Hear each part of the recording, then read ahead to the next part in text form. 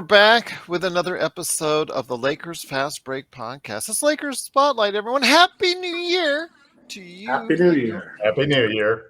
To you and your family. Truly appreciate it. It's Gerald Glasser coming right back at you here from the Lakers Fast Break.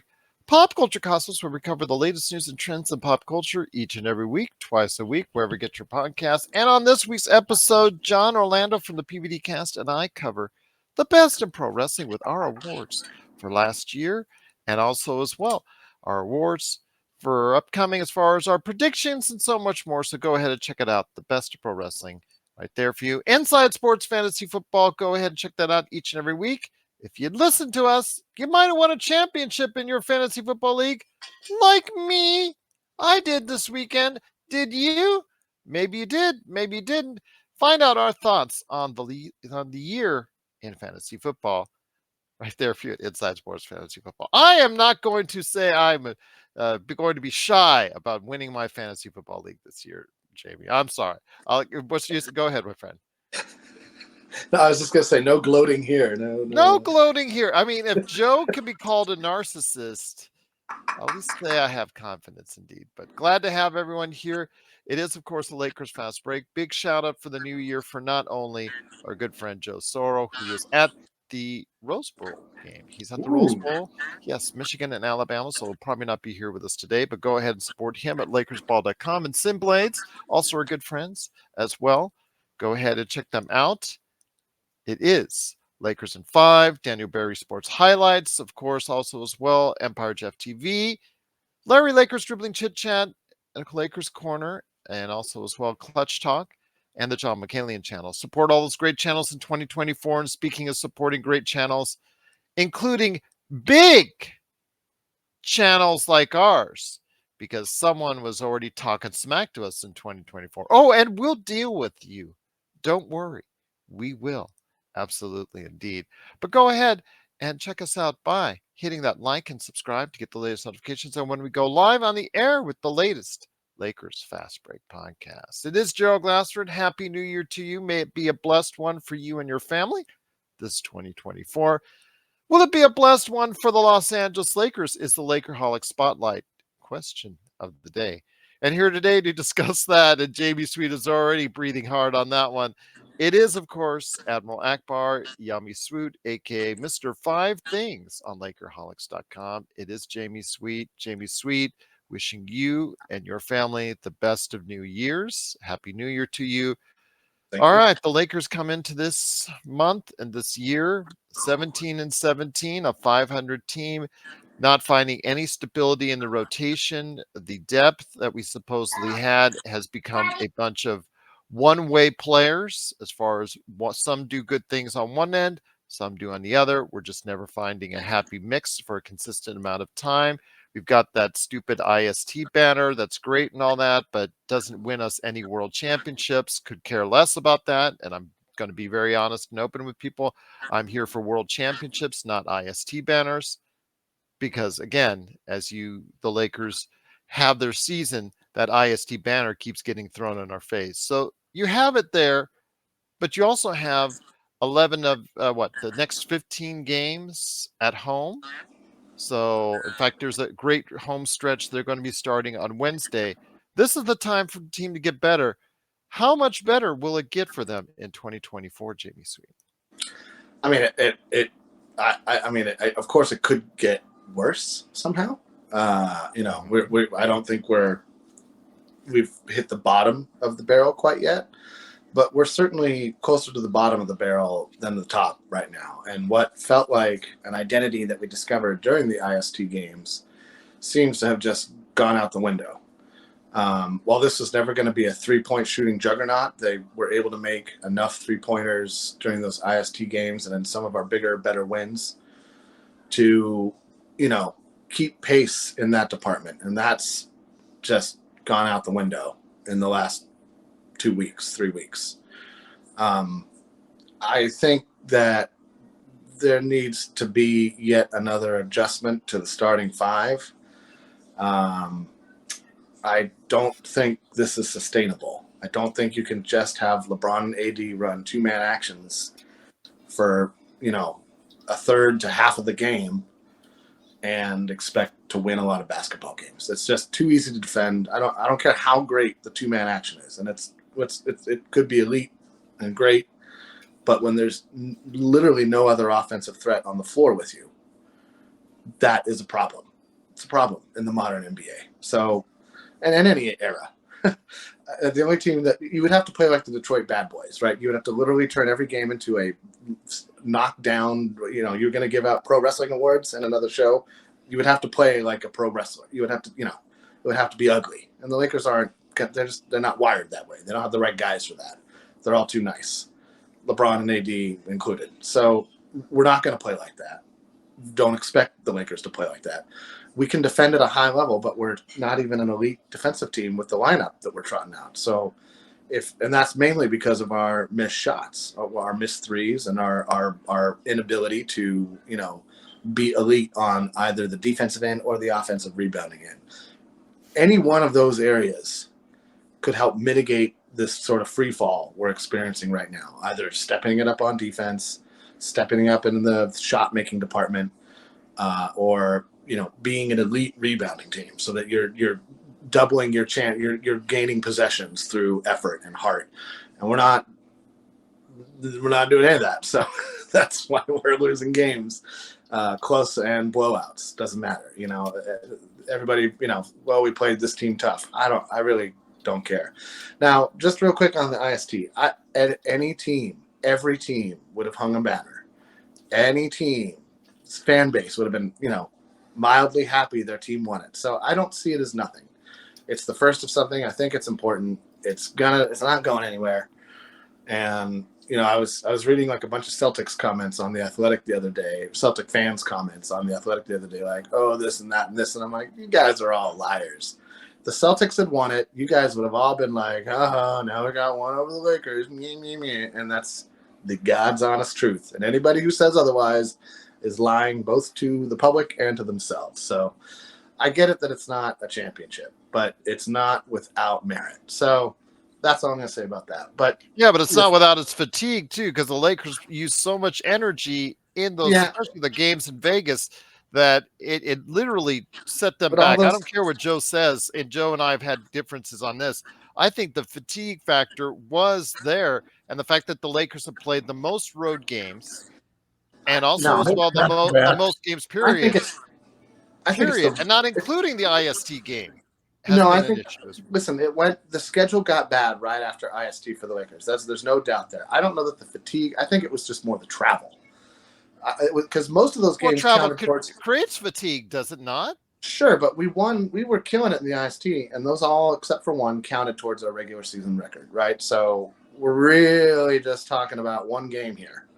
We would have wanted to have won all of those other games. We would have not wanted to be, it's an IST game. Who cares? It mattered for the regular season record, which matters for playoff seeding.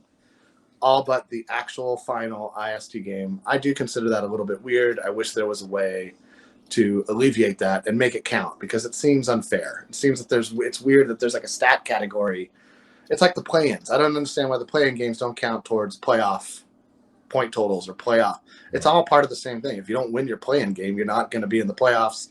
And if you do, then I wish would get changed a little bit, but it's neither here nor there. We're really, if you're being honest, you're really just talking about one game. The rest we would have wanted to win anyway, regardless of what the court looked like or what was at stake. You want to win those games. So I tend to think it's more that, like, right after that, we went on a brutal road trip.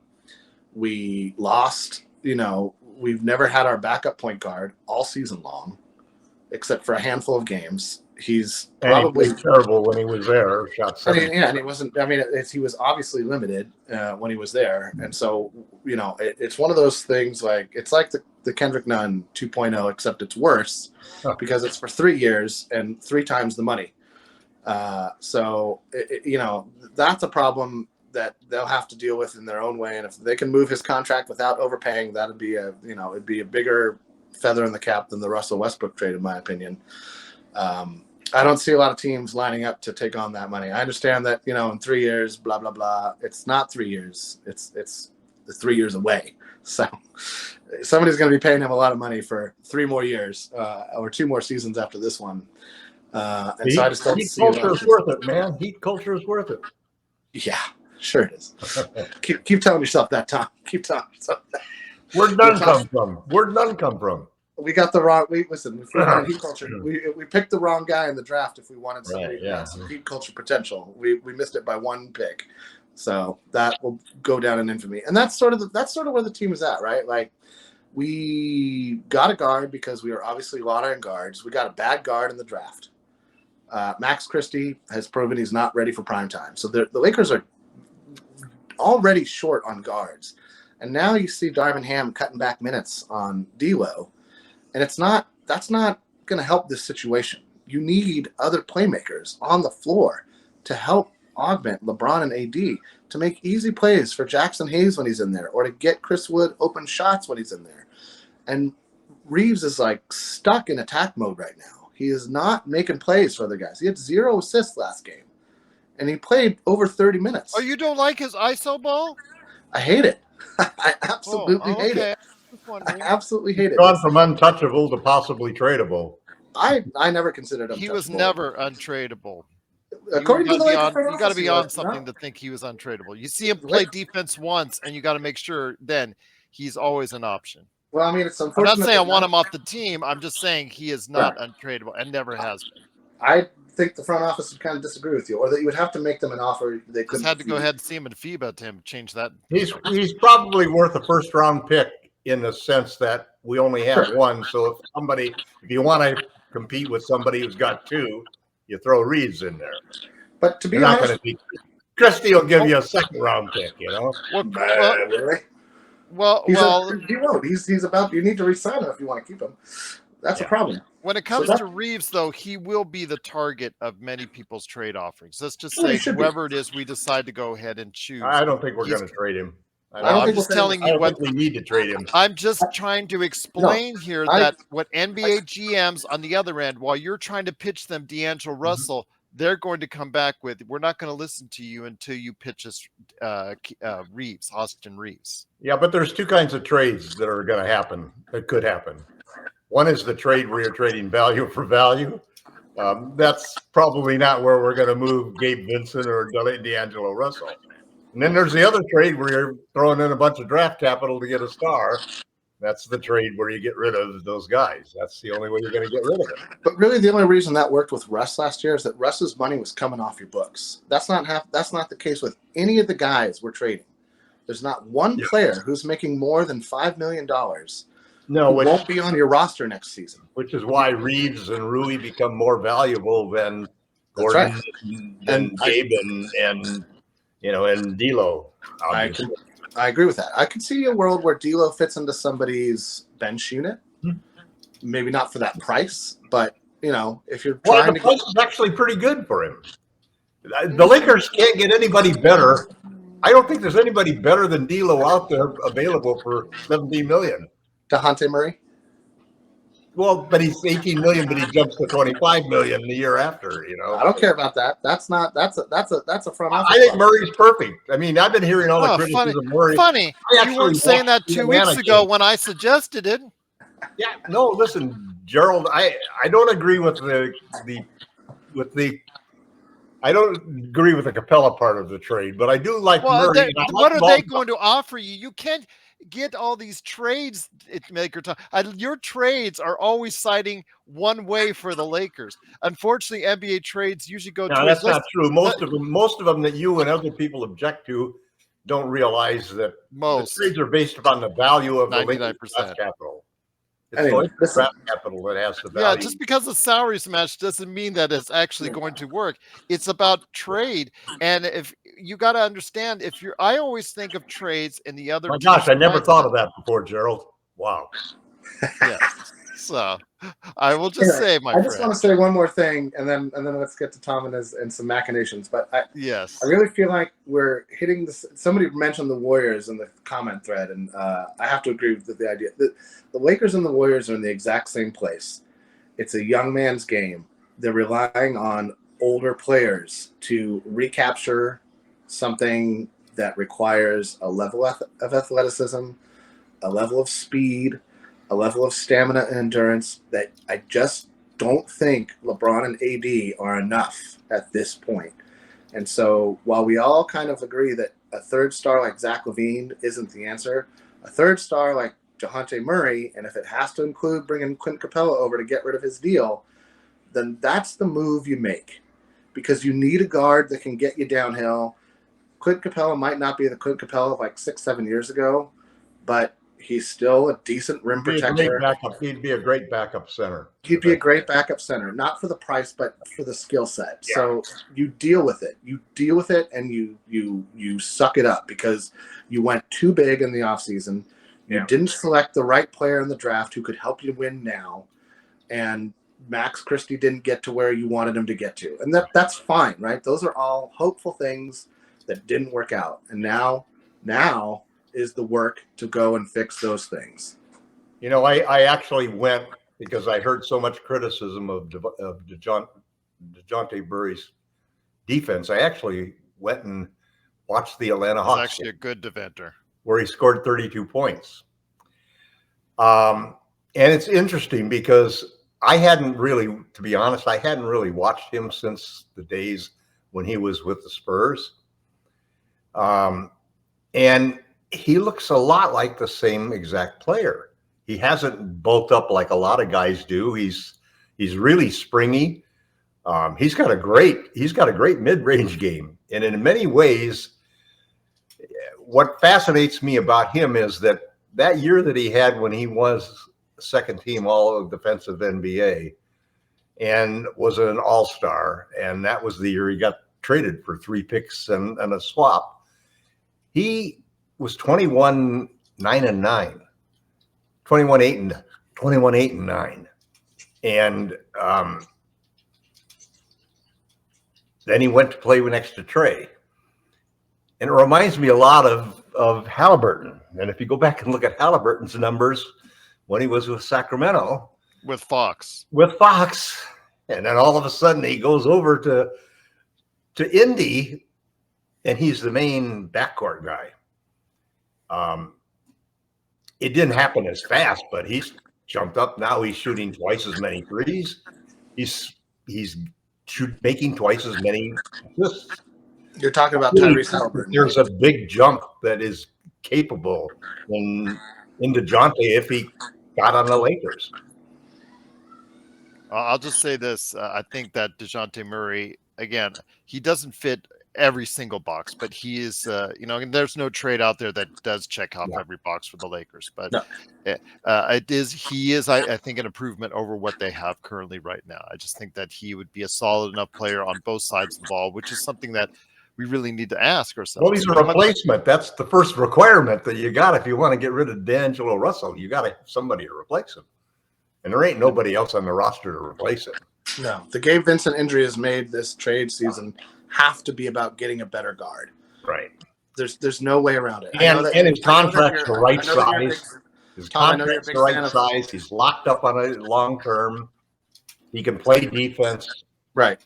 Like I think we're all fans of the Lauri Markkanen game. We all would love to see Lauri Markkanen, but it's not the right player at this time. It's just not. We just can't afford. We can't compete with OKC. There's teams that are going after him that can give 5 or 6 draft picks. And No. Yeah, we're not going to. And 3 or 4 players. We can't do that. No, I agree. There's no way. There's absolutely no way.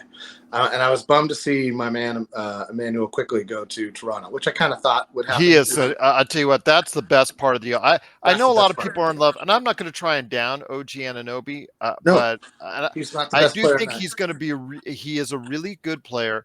I just don't see as much as what other people see in him, but I think he's a good, solid player. I think on both sides of the ball.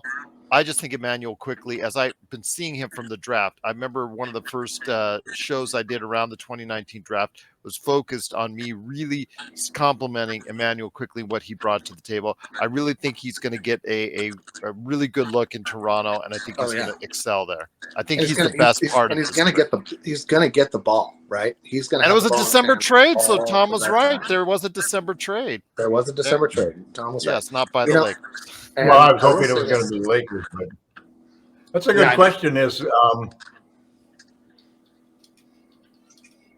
the Lakers?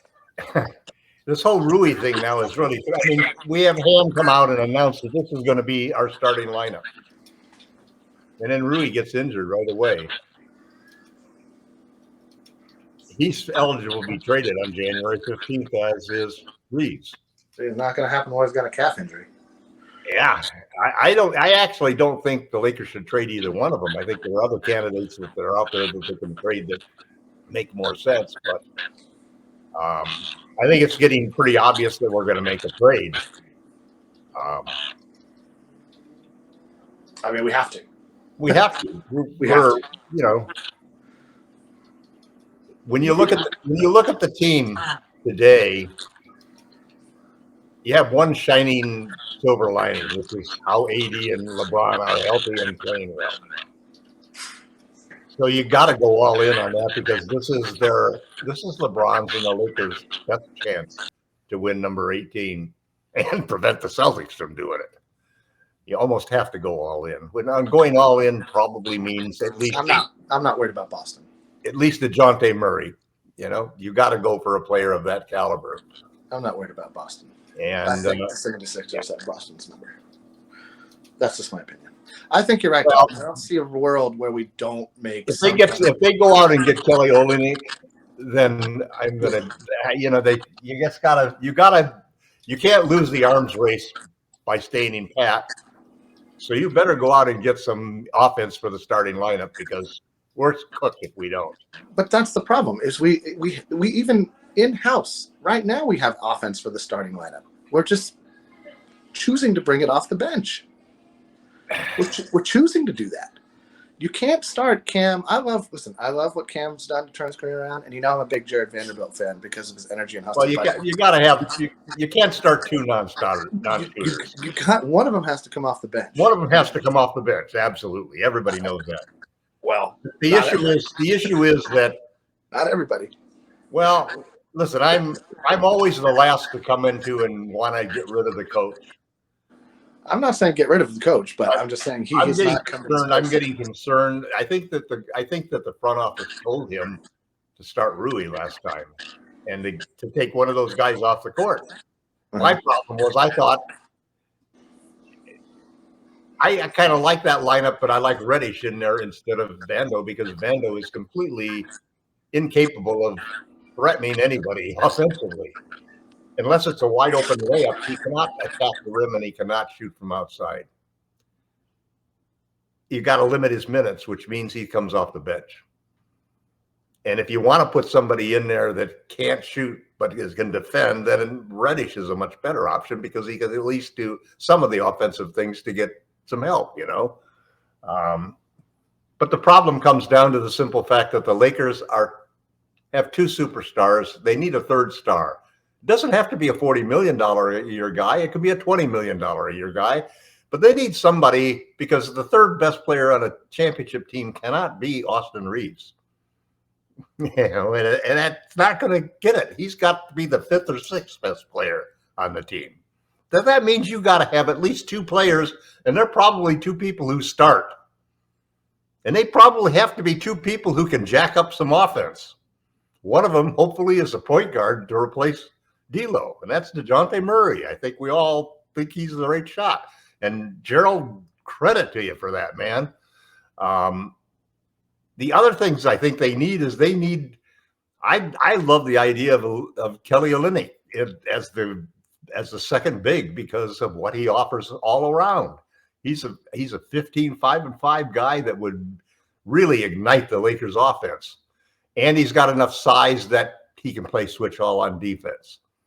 And that's another thing I like about Murray. He can play switch all on defense too. Because there's some things I like that Ham is doing. I do like to switch everything. And I do like moving to a lineup where you don't have, and you can't play switch everything with Austin Reaves in the lineup. That's my big problem with starting it. Or D'Lo. Everything works better with drop coverage because you don't have all those guys getting into the paint. I was saying about Kelly Olynyk, and you can ask him to rip a guy's arm out. Yeah. Well, he plays tough. He plays tough. I'll give him that. Yeah, he does play tough. Ask Kevin Love. He's not a softie, and he plays with energy. And and listen, I would prefer Daniel Gafford as the center that comes off the bench. But if they could somehow, the problem is 12 million versus 20 million, because that 8 million you'd have to give up somebody, and who do you have left to give up? Probably by the time you get down to them is Austin Reaves, But Austin is losing points in my book. Well, it's just he can't play defense. He cannot give you what you not need. Only that, it's not being mean. It's two or three straight layups in a row that he gives up. Well, his playmaking at times is inconsistent. His ability to, but you see him also as well. Just the ball does not move. There's no movement, ball or man movement on offense. It's a lot of ISO, and it's so frustrating. It is absolutely so frustrating. So let me bring it back to you, Jamie Sweet. In 2024, Darvin Ham, Pockets, as we nicknamed him here. And I want to go ahead and give a big shout out to Sean. Hopefully everything is okay with you, my friend. Yes. Wishing you and your family a happy new year. The man who initiated Pockets. I just have my concerns whether he is the guy that by the end of 2024 is still leading this team, because it just there's no imagination in this offense. If perimeter defense issues aside, because that's a whole nother hour I could go off on, and I have on playback.tv/Lakers Fast Break. But I will say, when it comes to the offense, the ISO ball that we're so dependent on has got to stop. There's got to be more pick and rolls. There's got to be more movement, ball and man movement in the offense to make things easier for this team, Jamie. No, I agree. I think I posted on Lakerholics.com right before the Christmas game that the 5-out sets aren't doing the new lineup any favors. You're putting two guys in the corner, and nobody's guarding those two guys. Their feet are right next to the painted area, which means they're a half step from being able to close a lane or contest a shot. And if you go back and look at footage, that's LeBron driving into 3-4 guys and AD trying to not get the ball intercepted when he lobs it to him or drops. It's a defensive nightmare for the Lakers, or a spacing nightmare is what I should say. And look, it's not either player's fault. They can't make the starting lineup. They're not punching the coach in the back alley saying, "You better start me, bro." Like, Darvin's doing this. He's choosing this. And so, I agree with you. I don't think he's going anywhere. I would even be surprised if he goes anywhere next season, because I really think they're trying to find some level of stability at the coaching position. And they'll look back and say, well, he took a team that was floundering and got to the Western Conference Finals, and that was wonderful. But that was not to discredit that, but it was a soft route to the Western Conference Finals. He's following it up like Vogel did too, though.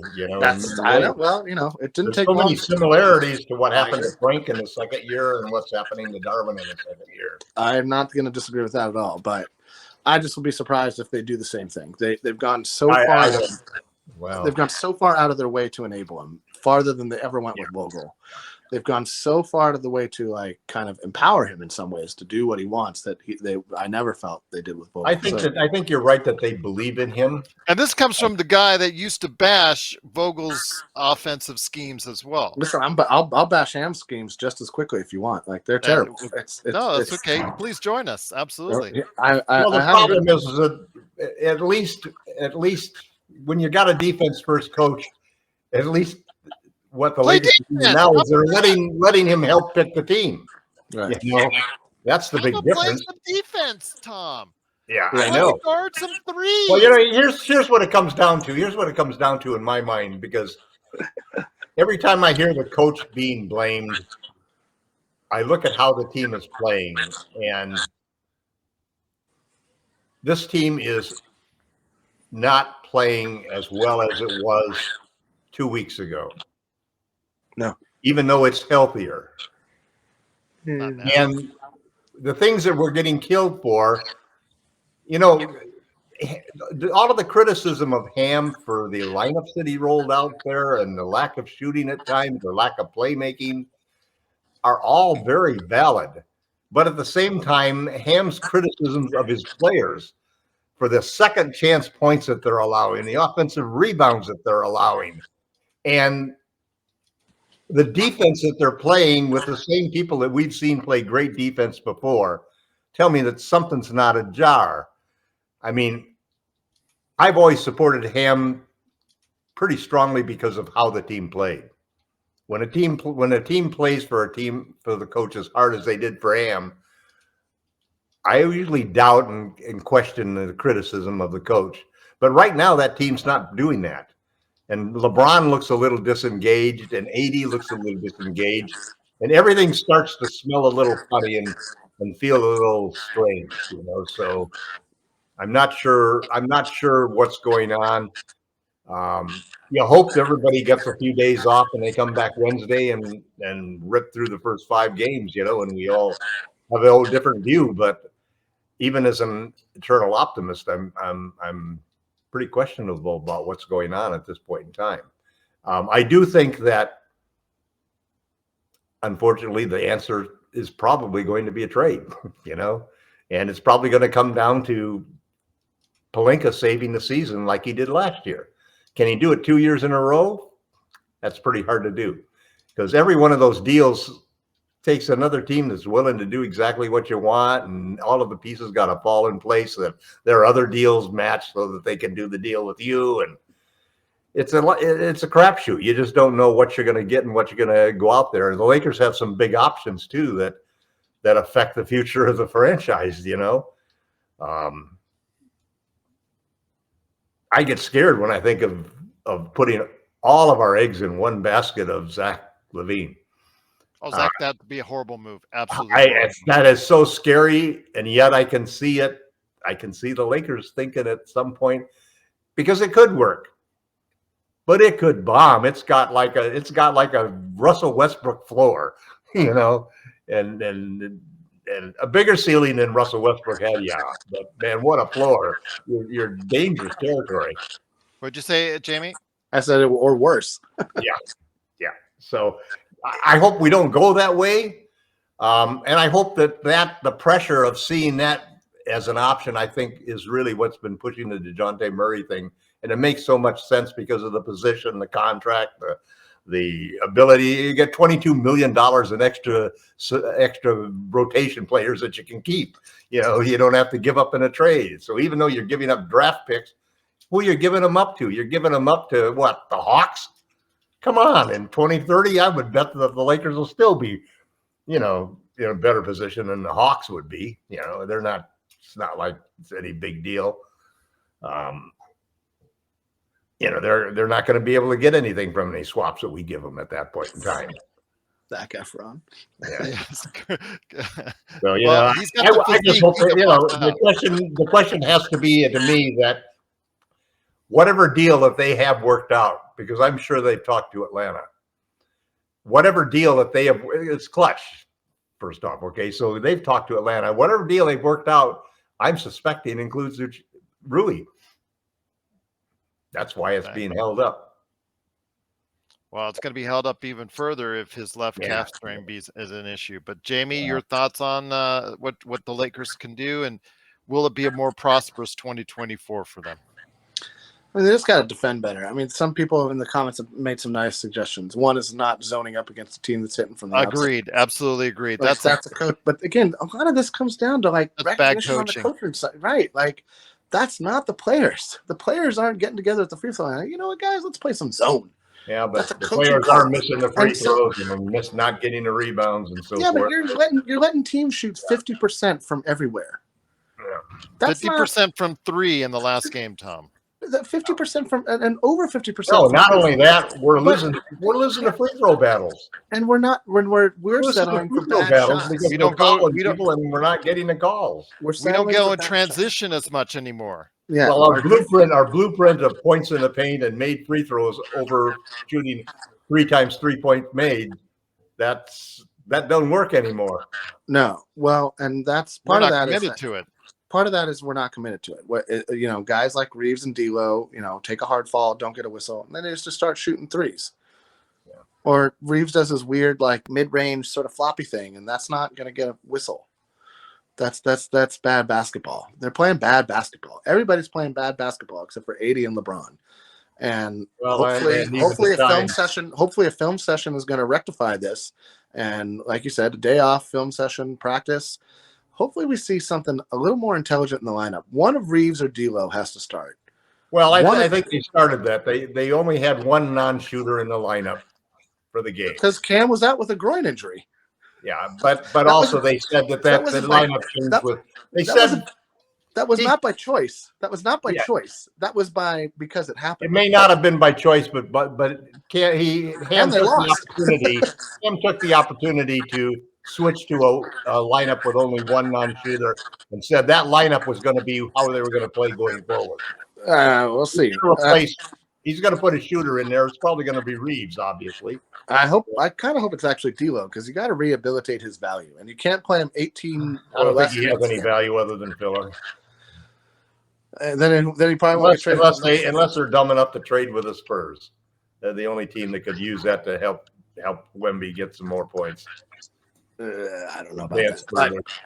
I think that D'Lo's going to be this. Nobody's going to like me saying this, but that's how I feel. I think D'Lo's likely to not be traded this season because he has Jamie. Because he has a lot. I'm not saying not for lack of trying. I'm just saying he has more value next season when that $18 million comes off the books. Well, but if he decides to keep it. Come on. Don't come on me. I'm taking that one to Vegas. D'Angelo Russell is picking up his player option at the end of the season. I will bet anyone any amount of money right now. Okay.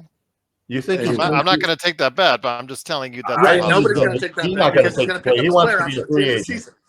He wants to be a free agent. You guys bet then. You guys bet. He doesn't. He's not going to make more than $18 million. Lakerholics bet. I think he will. No, he won't. He's a streaky 3-point shooter who doesn't defend, who can't get into the. Not going to matter. Well, it depends. Probably, actually, it all depends. I don't think he's going to stay with the Lakers. He didn't agree to give up his trade rights because he wanted to stay with the Lakers. He did it. He did it to maximize his earning potential. He got the most guaranteed money by doing that. Right. But I said that's exactly why he did it. He did it because for one reason, he wants to make more money than he's made so far playing basketball. And he's going to do that probably being a free agent. Not in this summer. He's 40% three-point shooter. He's a point guard who's better than a lot of point guards out there who's starting. That is garbage. That is absolutely untrue. That he'd be starting. That he would be starting if he was better. That's absurd. No, terrible that's absolutely not correct. Man. Dude, there's no way he's better. Who's he better than? Is he better than Trae Young? Not better than Trae Young. Better than Tyrese. We'll start at the top. You start with the number one point guard. Of course not. But he's not. He doesn't rank. Steph Curry better. He doesn't rank over 30th on point guards. I'll bet he ranks in the 20s. Okay, you know what? He might be better than the point guard the Detroit Pistons got. That's about where it tops out. He's a number one draft pick, so I don't think that's probably true. Then there's zero. There's zero, and that's why he's coming off the bench. You're talking about Jaden Ivey. He might be better than Jaden Ivey. Not like right now. I mean, right in this moment. Not eventually, but no. I mean, quickly better than D'Lo.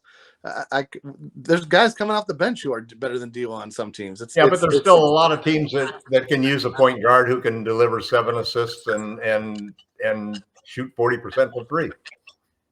Yeah, we'll see. I don't think he's going to be a free. I think he's going to pick that player option right up. He'll get traded. He's going to get traded.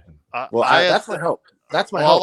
I said coming into the year, this was a crucial year for him because we will actually see whether or not he would become or would develop or would stay at a level where he's a NBA starting guard or if he would be better off the bench. And I think we're seeing that now play itself out, at least for the Lakers is concerned. I mean, who would you rather have, Jordan Clarkson or D'Angelo Russell?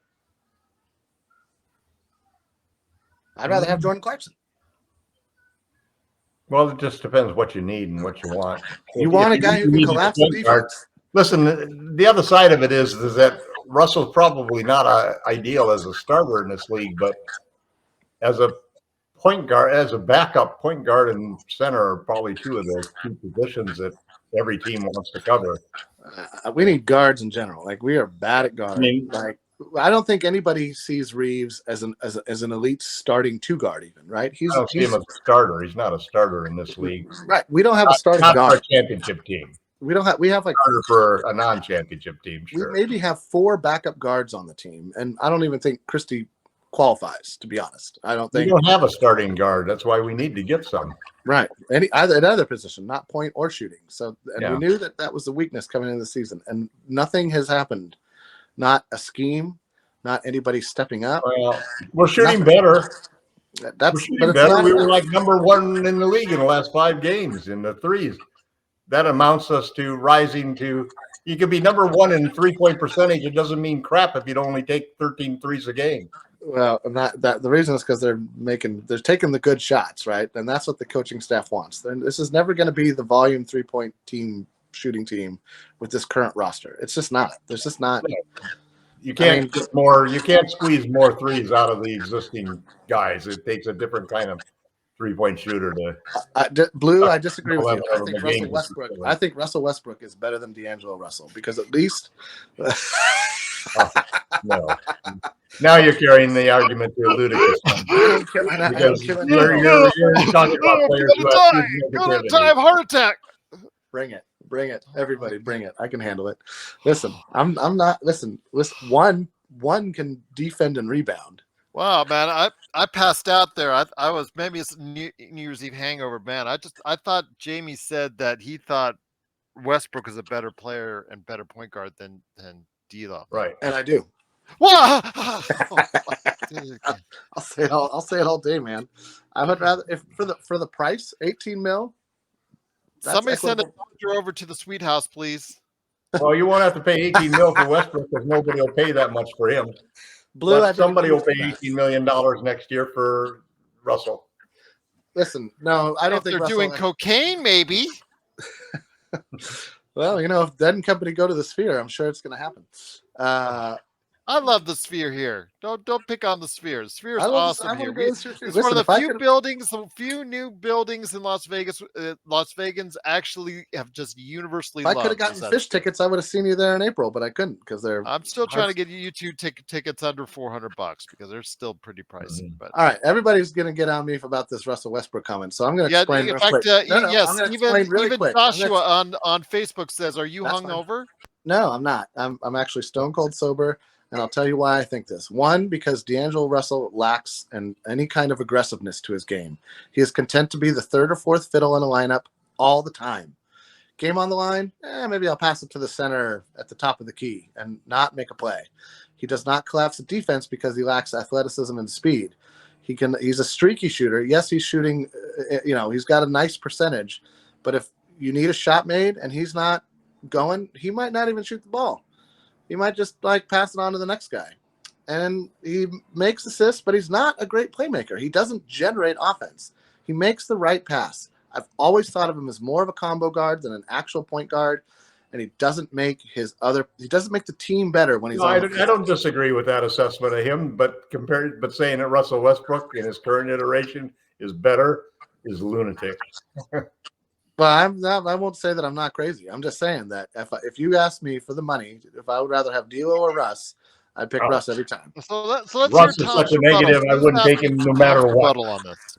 I'd take my dead grandmother over Russ before I put him on my team. Oh, funny how that changes over the course of 2 years since our previous. Gerald, you know that I always try to be the positive force that looks at the glass as half full.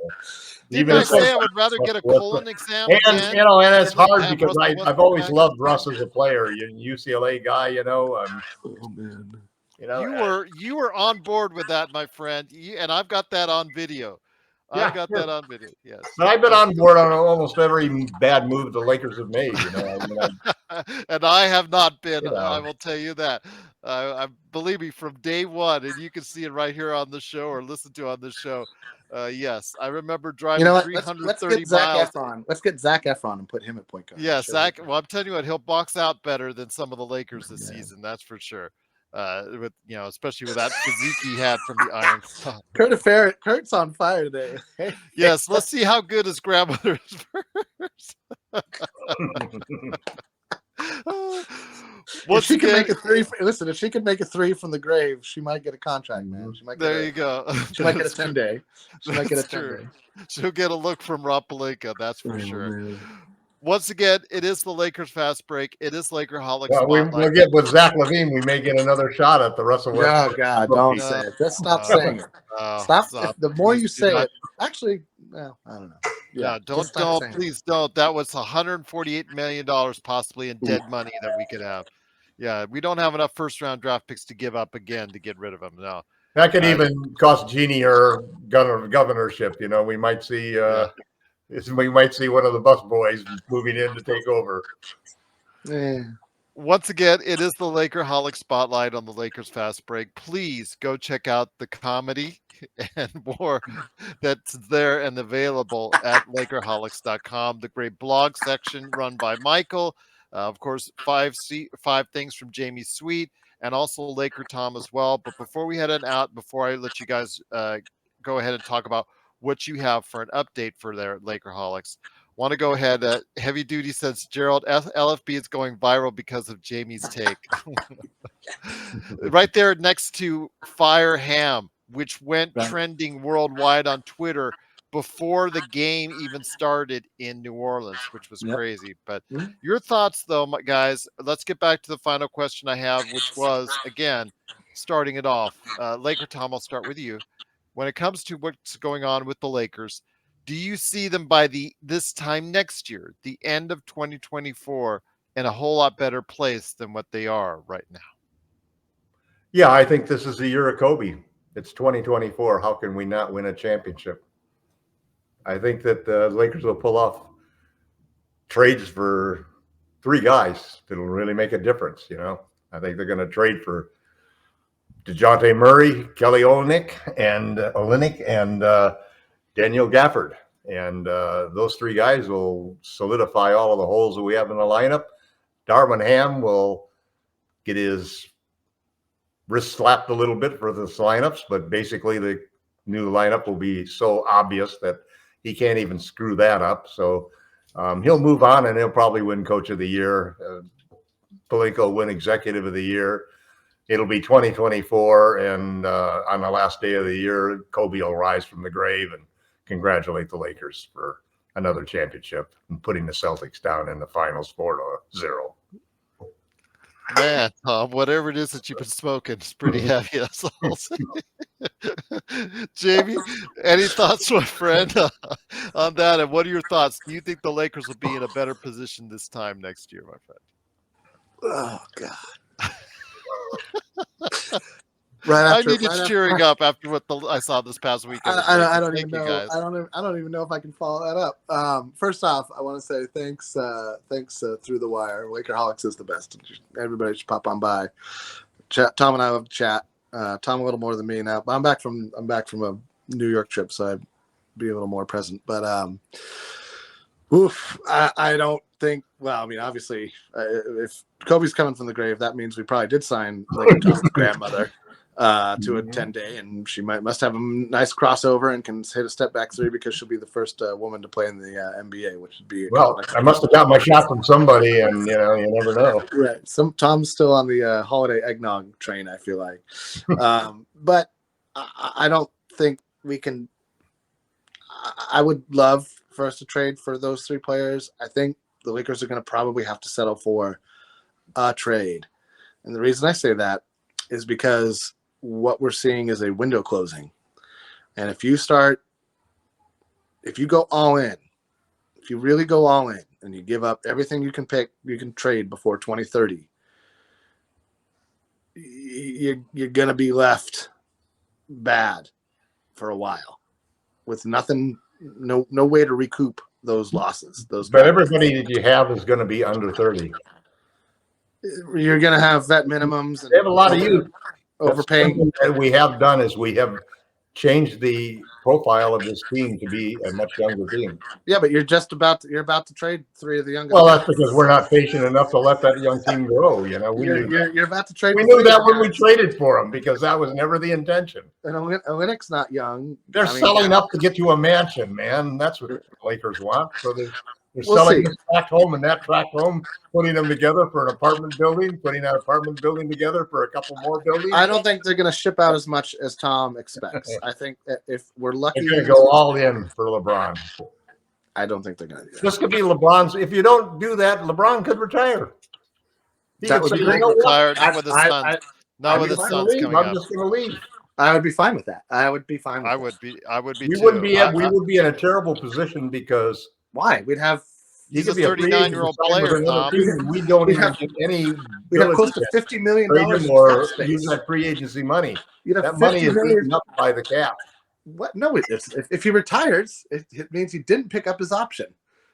So let me ask you this, So he Tom. goes to another team. As much as we Who love cares? LeBron, and think he's sensational and so grateful for him being on the team at 39 years old, still doing what he's doing, you don't think it'd be a bad idea if he decided to leave? You take 50 million off the cap for a 39-year-old going on 40 player. If he decides to go and play with his sons or play for another team somewhere, I would wouldn't wish be him able to well. put- I would we thank still him. would not be. I don't know what If you're LeBron, talking about. if Tom, you you're take talking LeBron's crazy. money, Tom, you're Jamie, talking go ahead. crazy. Like, Go ahead, Tom. Go wait, Jamie, let Tom speak. Go ahead, Tom.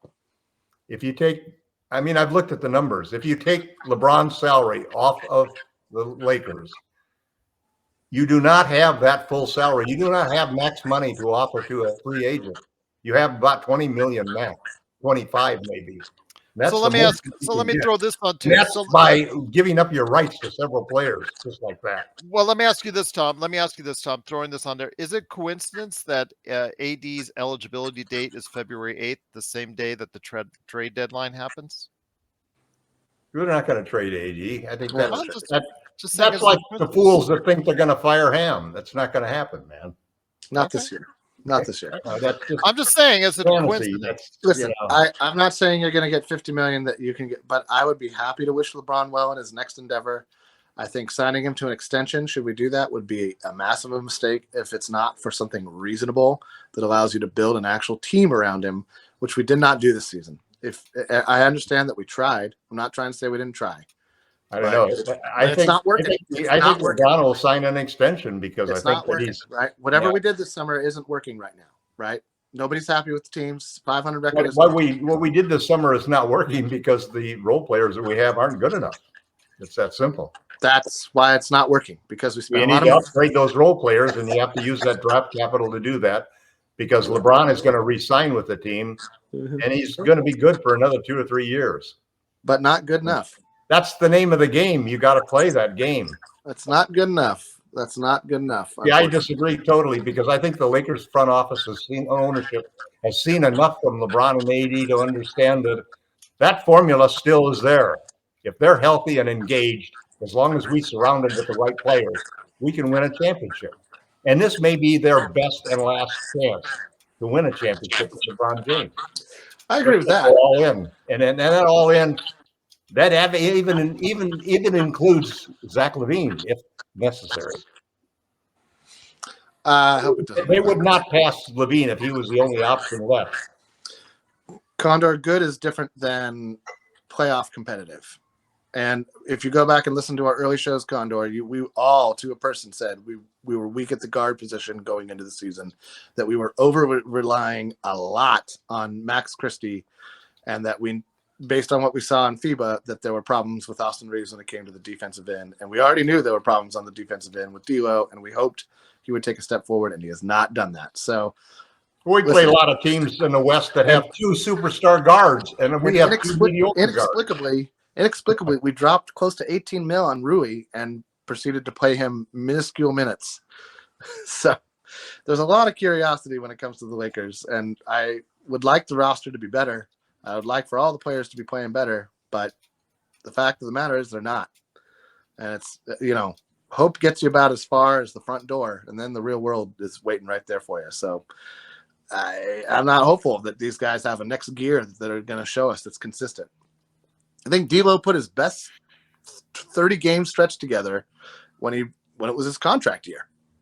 That's the real fact of the equation here, is that D'Lo and Reaves had their best stretches as NBA players when they were in line for another contract, and that is a tale as old as the contracts, as long as contracts have existed for sports players, it's incredible how guys suddenly find this magical gear that they can get to and excel at, and then well now I got that money coming, I can dial it back a bit. That's human nature, right? I get it, but that's not helping us right now, and it's going to hurt both of their trade value going forward. And I think we'll all agree that even if the front office thinks Reaves is untouchable, nobody here today does. So, but I don't know about Darvin Ham, man. I think that he's going to stick around. I think like I said, I won't be surprised if we don't make a major move. And it'll No, we're going to go all in. Okay, we'll see. Yeah, they'll actually sign Zach LaVine before they'll do nothing. I don't think we can. I don't think we have I don't think the Bulls would trade LaVine for what we got. The Bulls, they aren't going to get anything better than what we were offering them. They're going to take that one pick. We'll probably have to make it unprotected, but they aren't going to get anything else besides that pick. That's the appeal of it's what the Lakers think of their draft capital. Are they willing to give up two more swaps with the Hawks to get a guy who's not on a huge contract and not on a contract that's going to be $49 million in 5 years? But we'll see. The Laker front office may or may not be that intelligent. But I just think we're so committed to the to optimizing LeBron James' time with the Lakers and the chance that we have for a championship right now, that the problem is we have a young team, but that young team doesn't have any stars on it, really. We're not the young team like the Thunder are a young team, And as our superstars get older, this is it, man. You're not gonna count on 2 years from now on LeBron and AD being able to do what they can do this year. And I think the Lakers know that, so they're going to go all in. And if they gamble on LaVine, man, I hope the hell that gamble works, because you can lose all of that in just one fell swoop with his knees. I just want to respond to Alan's comment. Not everyone is trash, but they overperformed last year, and they're underperforming this year, and we're seeing what the difference is. LeBron and but they're AD also very specialized. They very do well specialized. on one side of the ball. Is there another gear? Does anybody really think there's another level AD and LeBron can get to right now? I do not. I think this is the best they can play together, especially in the regular season. 7-game series, there could be differences. You can find different ways to exploit the defense. But in a game-to-game with travel and hotels and going from city to city, town to town, this is the best version of AD and LeBron you're going to get in the regular season, maybe ever again. And athletically and physically, the guys around them are dropping the ball. The guys around them are not rising to the test. Nope. They're not. Part of that is the coach and the schemes. It's a lot of it. It's all sorts of little factors. But part of it is, like you say, is on the players, man. Oh yeah, let's do it. It's on everybody. It's on Ham for trotting out weird lineups, not changing the offensive set to augment the lineups that he wants to put. You want to play two guys who can't shoot. You can't just stash them in the corner. It's not. I'm not an NBA. Yeah, I also don't understand allowing us to get behind on every game. If I were the coach, I would put an order in there that you don't shoot anything but layups until we get a 10-point lead. That's nice. And I would script the first 5 plays of the game, because they go down and take stupid shots that are one-only shots that nobody else is rebounding. There's no movement. There's no rhythm to play at all. This is the problem, is that we're not playing. We're not scheming to augment our players. We're not helping our players with their coaching. Yeah. Our players aren't helping their case by underperforming.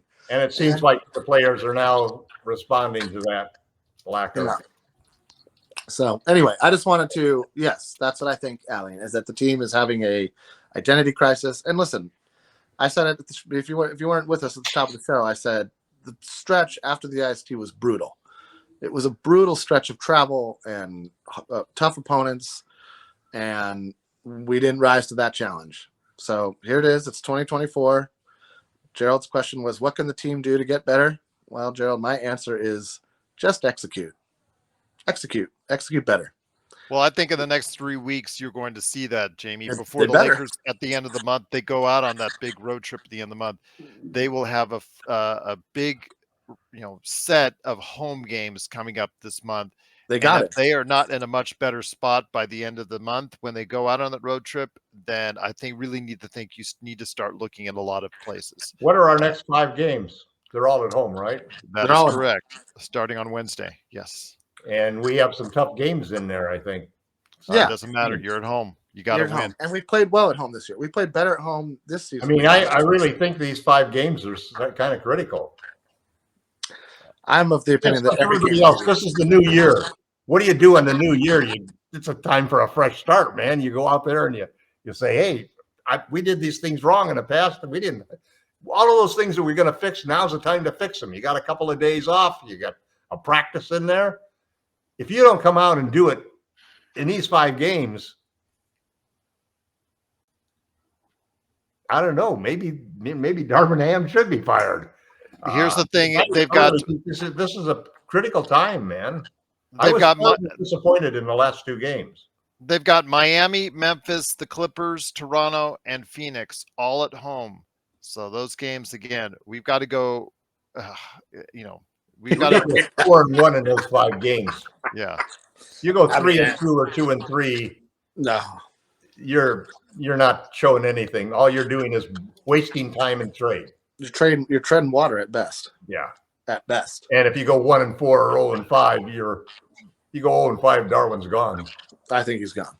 Yeah, you can't have, because that would mean the team totally fell apart and just collapsed.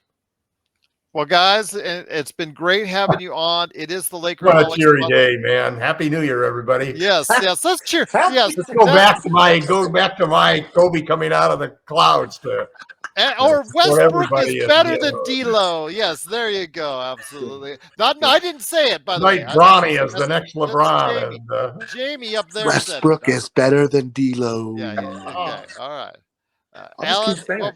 Alan, they don't want to fire Ham right now because of the money that they already have committed to. It's just that. Remember the Lakers for a $9 billion the team. They're for a $9 billion franchise, which is what they would probably go for on the open market right now. Yeah. They penny pinch a lot. Well, they got to split the money between 6 of them. That's the problem. And I will tell you tomorrow. I was going to save it for today, but since you guys, I know you have to go, and everybody out there has to have start getting knocked off one at a time. I will tell you where they penny pinched, and I'm not liking it, especially at the Lakers gear store and the as far as at the Crypt, and also as well the Lakers gear store in El Segundo. I've got some stories. I've cut down on the number of bathrooms, man. I think that's what they did. Yeah, I'm not happy. I'm not happy. The guys at the LA gear store were great, but I've got a big story I want to go ahead and say. I'll say it on tomorrow when I have more time. But it is the Lakers Fast Break. It is Gerald Glass. Thanks so much again for watching this. But before we head on out, we want to go ahead and make sure that these guys pitch to you why you need to check out the LakerHolics.com site. So, Jamie, I'll start with you, my friend, and I'll end it with Laker Tom. Jamie, why are people checking out LakerHolics.com and your 5 things articles? Well, 5 things is try to do one after every game, even if it's just like a sort of get my thoughts out type of thing. And I think I do a pretty good job of evaluating the game. I try not to be overly dramatic or hyperbolic. And I'm not going to pull any punches, and I want to say, when you're talking about penny pinching, one of our bloggers, Mongo Slade, has for years now critiqued the Lakers for not spending the most on training staff, hence a lot of our injuries, not spending the most on, assistant coaches, areas that there's no salary cap issue. Areas that you could spend. I saw the Lakers health facility. I saw the Lakers training facility, as far as right next to it. And I'm like, this is it? Right. This is it? Well, how was Manhattan Beach? How are the waves? It was actually pretty good. I enjoyed it. We were out in the Strand, actually over the ocean that goes out over the ocean. It's actually really cool. It was on a day where the seas were a little bit worse than normal, but not to the level that these guys saw last week. But it was enjoyable. throwing my timeout down. There's a lot of great thought, banter, fun stuff going between all of our bloggers, and we keep it, and we tend to keep it mostly pretty polite. So you don't have to worry about somebody until you throw out Westbrook is better than D'Lo. Then Westbrook is better than D'Lo. See, there you go. Well, there's a lot of D'Lo fans out there. I mean, that's the problem with Lakers fandom is that anytime you trade somebody, you're going to have a whole bunch of people that don't want that guy traded because he's their favorite player. So, and unfortunately, the worse the Lakers do, the more your favorite player gets put up in trades. I wonder how our good friend John Costa from the Lakers Corner, next time I get him on, will feel that, because he's a big D'Angelo Russell supporter. So I will go ahead and I'll have. I'm a big D'Lo fan too. You can tell him what I said. I won't. I will. You know what? I'm curious. You know what I'm curious? I'll be curious to hear what Stone Hansen has to say about Quickly. I wonder. I was huge on it. I actually interviewed Stone back. I think back around then. I think he's one of the guys that I was interviewing as far as the draft guys back then. Yeah, I was really high on him. I'll have to ask him. I'll reach out to him. I know he's in travel. He's going to be moving here in the. You think he's going to be big for the Raptors? I think he's going to be explode like Halliburton. He's going to be a future I'm not sure that level, but I'm sure he will play really well for them. Like 20-point score, 7 assists. 20. I think he's got 20 and 10 and like solid two-way potential to be like a lead dog. Oh, he plays defense. His defensive stats are really good. Yeah. No, he's the best part of the trade, in my opinion. I don't think it's really decided yet. I don't think people really know what Masai's doing yet. Oh yeah, don't get Joe started on that one. That's another. Because he could be tearing the whole thing down very easily, man. Yeah, that won't mean getting rid of Quickly. He'll just build a team of younger guys, and he's got now on cheaper deals and bring in some. Maybe I don't know. Barrett, I'm not sure if he's still a starter in the NBA. We'll see. Obviously, on a less than 500 team, he is, but we'll see if he's on a starter on a good team. We'll see if that happens and continues. Again, he's got to develop a more consistent shot, Kurt. So we'll see. Absolutely, we'll see. But before we head it out, Laker Tom, what are you working on at Lakerholics.com?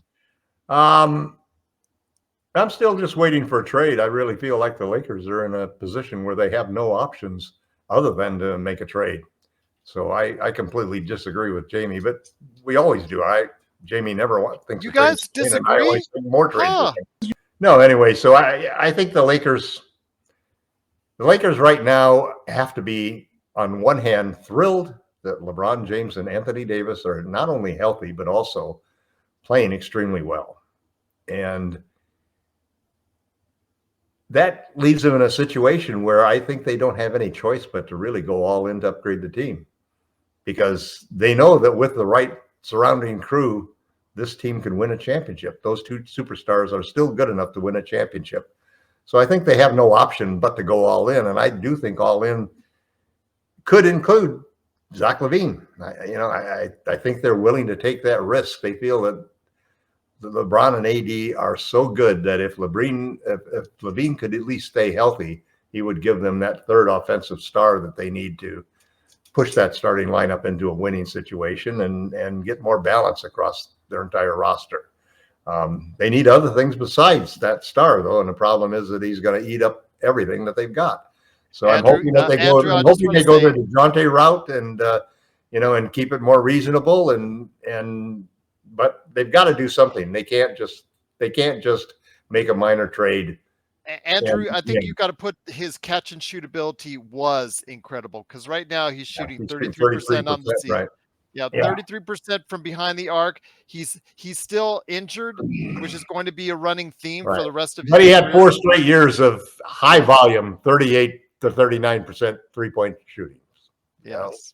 Yeah. And he's Dejounte, $148 million for that guy. Until this year.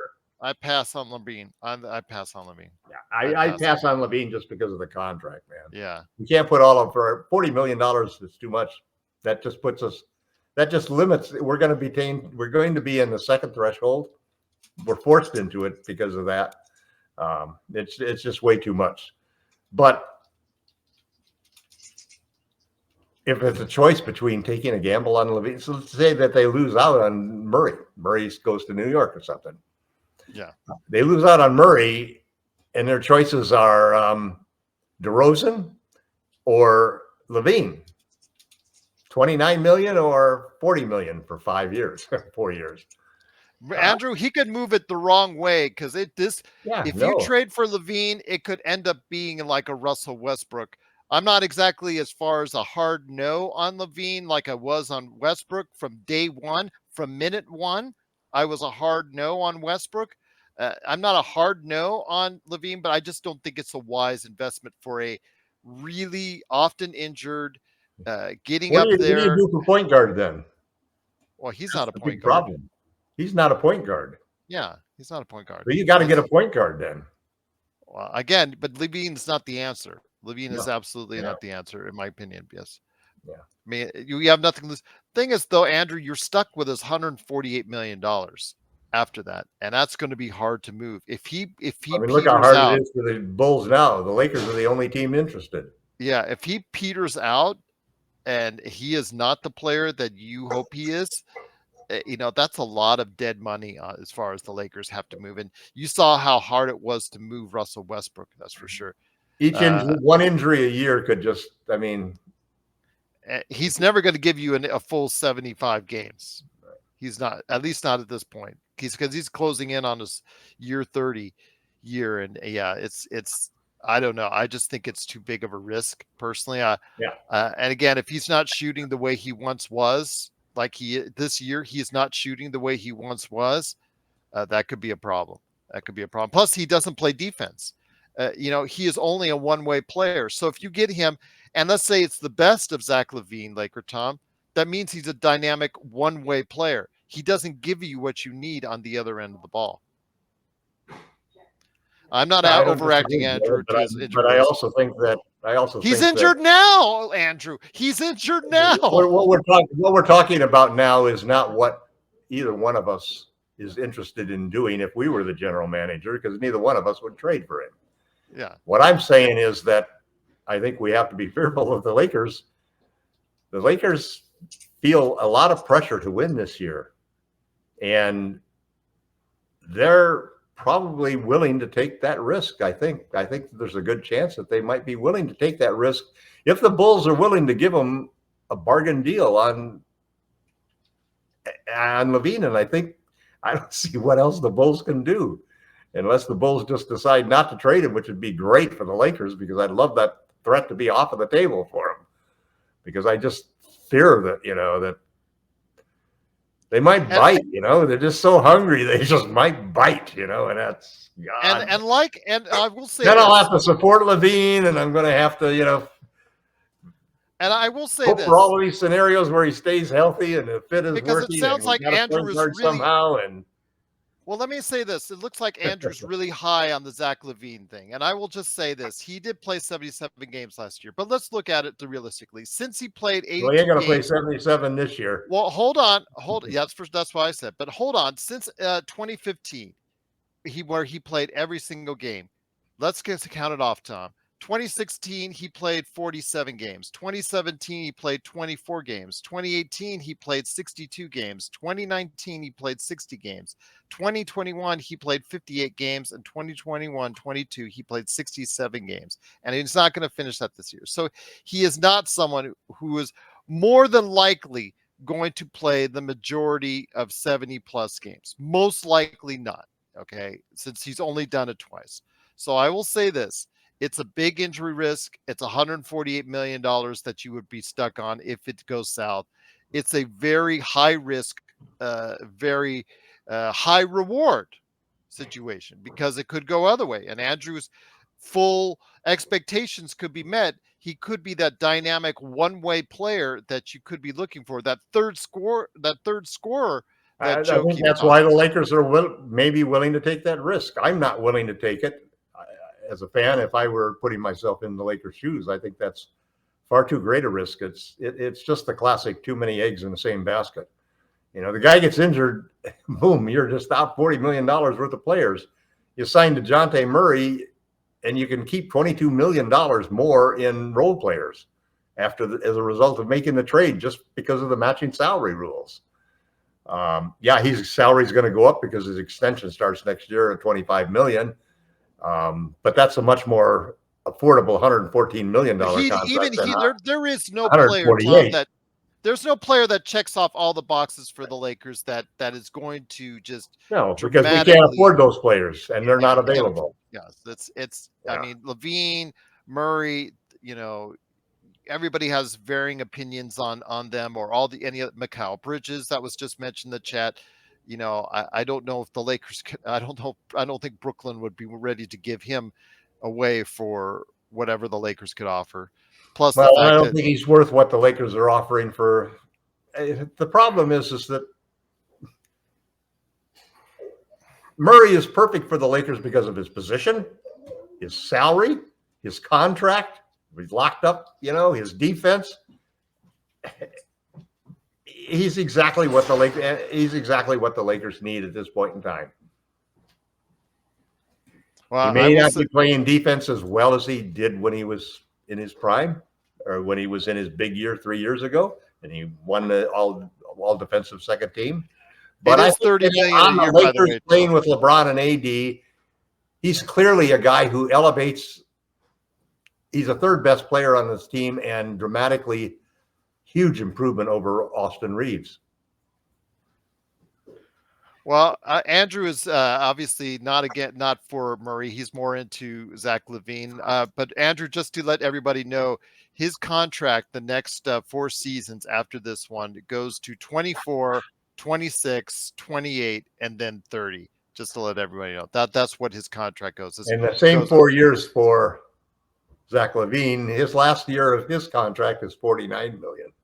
Oh yeah, Andrew, I would agree with you. There's so many other teams out there, if he does become available on the market, that would be interested in him, and they have a ton of draft choices, like in New Orleans, in Oklahoma City. What they're willing to spend, not what they're capable of spending, that counts. We'll see. Oklahoma City is doing a lot better than what people were expecting this season, so they might want to go ahead and shorten that window a little bit sooner at the trade deadline. Yeah, and they will. Markkanen. Markkanen, yes, absolutely. Well, they could go for him. They could go for someone else. They could go for Murray. Who knows? But they have probably the most trade assets they could throw at anyone out there as far as it's concerned. And New Orleans can trade, and there's several teams out there with a ton of picks, more than what the Lakers have. But Murray doesn't really see. It's kind of funny. I think that the teams looking to trade. Oh no, I don't think so. LaVine, Andrew says LaVine has Devin Booker level upside. Ooh, that's almost as bad as the LaVine had Westbrook Devin Booker upside at one point in time.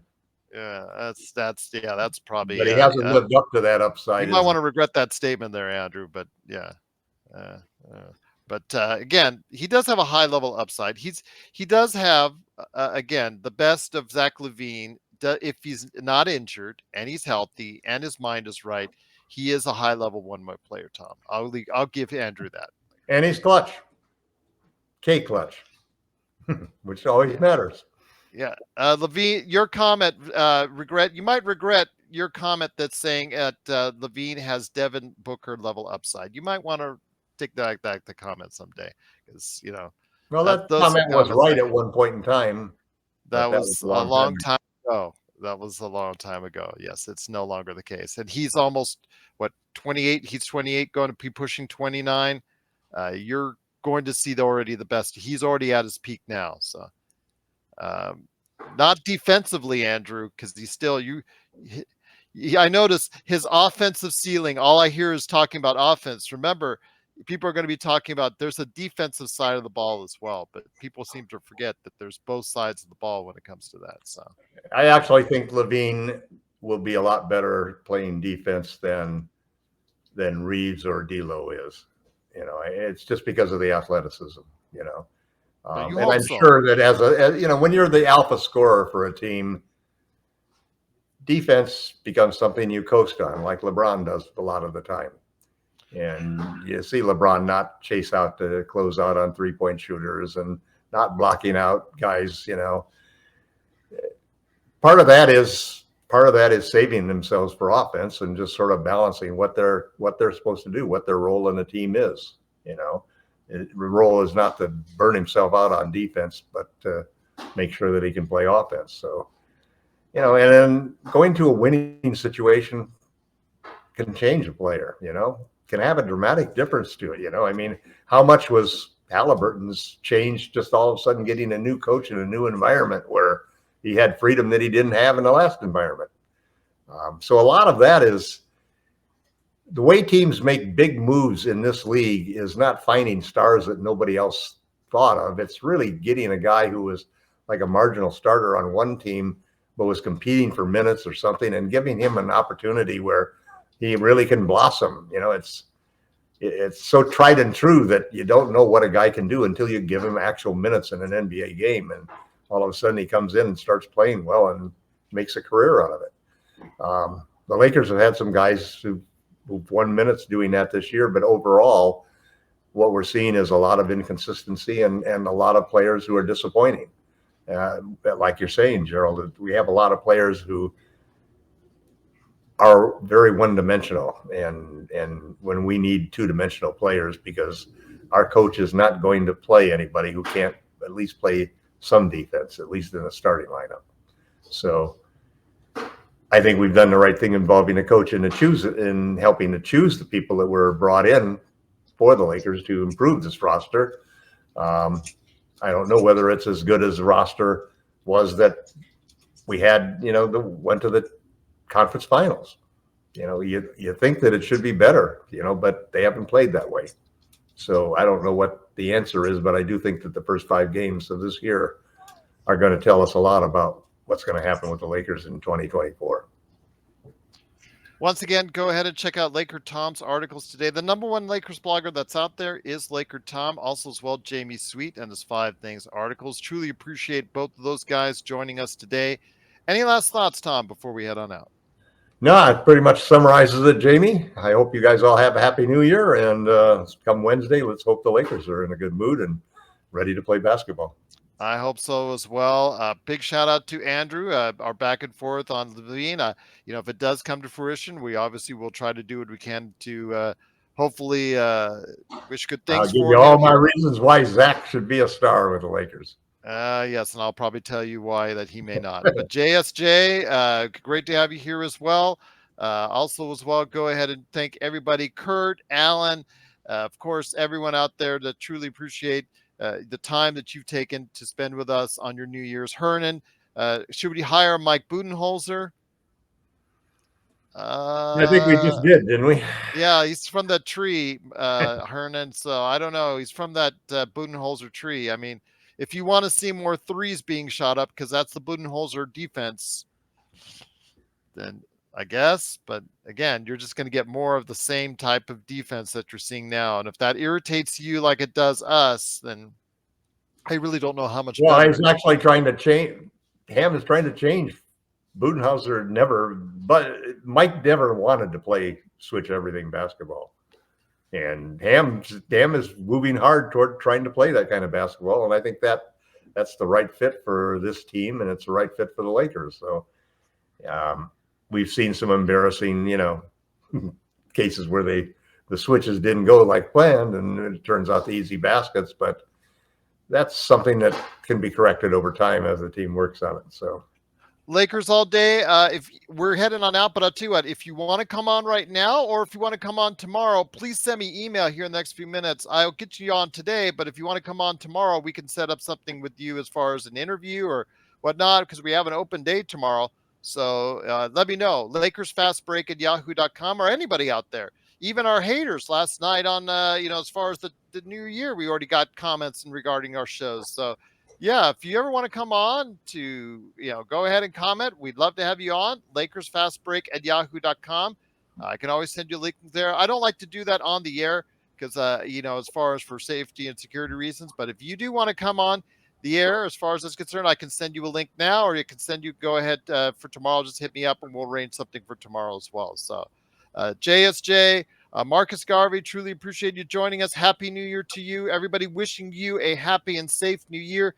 Levine has never affected winning positively in a pressure situation, salary dump. Marcus, I would be afraid that would be the case. That's the thing with Levine. Levine is very divisive. As far as the concern, I know that Andrew is very supportive of it, and I respect his thoughts on that. But yeah, I just would be very concerned this would lead us down the same Russell Westbrook slope as what we've seen before, Tom. And I'm not ready to go through that again. Are you? No. Yeah, I didn't think so. All right. But yeah, if you ever go on to stop by the show, any one of you guys out there, please, LakersFastBreak@yahoo.com. I'll put it in the chat, LakersFastBreak@yahoo.com. I don't hear from Lakers all day yet, but yeah, definitely if you want to come by the show, we'll go ahead and set something up for you. We can go ahead and, you get plenty of time to go on the air. We could talk Lakers. Absolutely. So definitely got an open show tomorrow. So if you want to go ahead and stop on by then, we'd love to hear from you. We'll set something up. But yeah, please join us. Go ahead, LakersFastBreak@yahoo.com. I'm going to go ahead and close it out from here, but please join LakerTom and Jamie Sweet with Lakerholics.com. Michael's there too. Yeah, who are some of the great people there at Lakerholics.com before we head on out? We've had a lot of people. It actually, the site is actually a spinoff from the old LA Times Lakers blog that I think about 10, 12, 15 years ago was had huge following and so forth. So there's a lot of people that came from there. And I think the thing, like Jamie says, we were all longtime Laker fans, pretty knowledgeable, pretty respectful of everybody's opinion. But there's a lot of great dialogue and so forth. So stop by and I think you'll enjoy it. Once again, it is Lakerholics.com. It is the place to go for Lakers fans indeed. And again, if you want to ever stop by the show, we're always welcome to put you on. I want to go ahead and make sure that you come on, you know exactly what's going on here with the show with us. But yeah, we always love to hear your thoughts and opinions. And if you do, please hit me up, LakersFastBreak@yahoo.com. Again, we have an open show tomorrow. I do want to go ahead and spend some time talking about the Lakers LA gear stores, which I have an issue with, and I'll go ahead and explain why. My trip to El Segundo and also the Crypt last week. I want to go ahead and talk about that. But wishing you and yours a truly blessed and happy and safe new year in 2024. Want to go ahead and thank everybody for taking the time out of their day to go ahead and watch us here. And looking forward to a great year for you and a great year for the Lakers and for us here at the Lakers Fast Break Podcast. Have a great day, everyone, and Happy New Year.